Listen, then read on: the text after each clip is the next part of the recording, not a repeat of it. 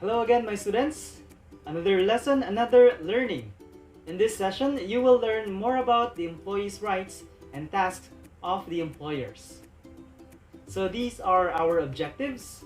Number 1, discuss the rights and the responsibilities of employees and employers. Number 2, determine the key message conveyed in the material viewed.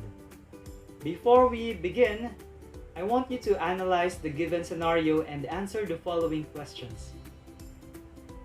Let me read the scenario. Rosette is an apprentice chef at Cafe Ben's.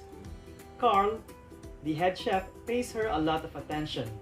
At first, she felt flattered, but when he started touching and cuddling her, she was worried. She wanted him to stop, but was afraid if she says anything, she might lose her job or damage the working relationship. I want you to answer the following in your opinion. Question number 1. What actions can Rosette take to stop the unwanted behavior of the head chef? Number 2. What responsibilities have Carl and Cafe Ben's got to ensure the workplace free from discrimination and harassment? I'm sure you have your answers in mind. That's good. Now let's learn about the rights and responsibilities of employees and employers. Being employed could be another milestone in your life. This will give you a different perspective on how you will see the real world and adulthood. Even if it seems so exciting, being employed is a serious matter. It has its own expectation that you need to fulfill in order for you to be a successful member of the organization. Here are some of the general rights and responsibilities of an employee and employer. As an employee, you are expected to, number 1, personally do the work that is expected you when your employer hired you. Number 2, demonstrate excellent working habits in order for you to deliver quality results, which includes your professionalism, punctuality, and attendance. Number 3, follow your employer's instructions that will put employees to harm must not be followed in any means. And number 4, be loyal to your employer and organization for as long as it's for your betterment or for the betterment of the company.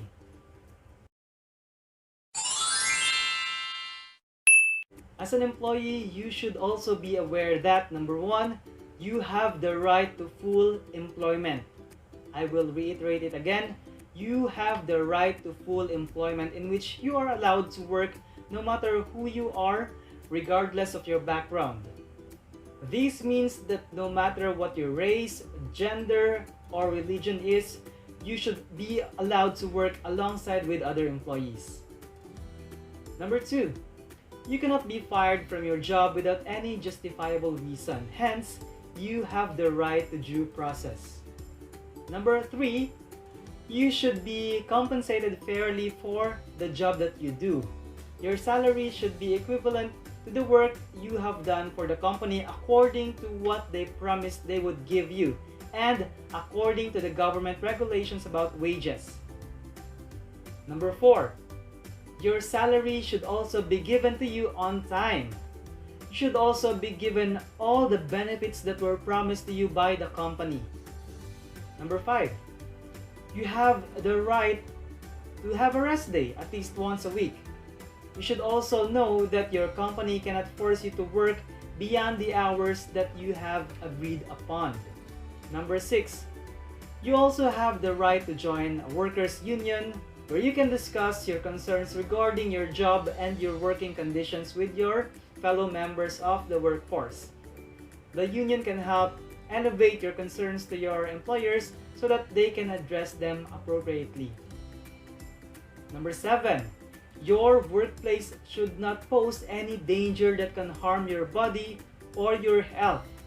If ever you work in a place where you need to be exposed in dangerous areas, you should be entitled to a hazard pay.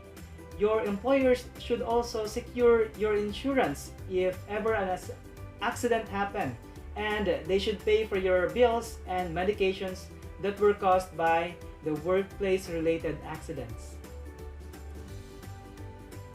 As an employee, you are expected to, number one, give your employees an access to safe place and space to work in, which includes all the tools and equipment that they will need to perform their duty as an employee.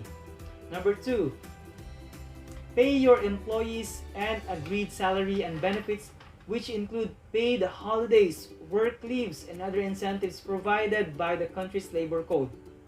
Number three, give employees a safe workplace free from dangers and hazards. Number four, give a prior written notice to the employees if their contract is about to end already or these employees need to be laid off. In other cases, employees give a sum of money instead of giving notice to compensate and be fair with the employee. And number five, respect your employees. Employers must ensure that employees are not discriminated nor harassed. The rights and responsibilities of employees and employers vary based on the labor laws of a country. The ones stated a while ago are the general and main rights and responsibilities that an employee and employer should be reminded of. As an employee, you must know your rights and responsibilities so that you can be protected while doing the career that you are passionate about.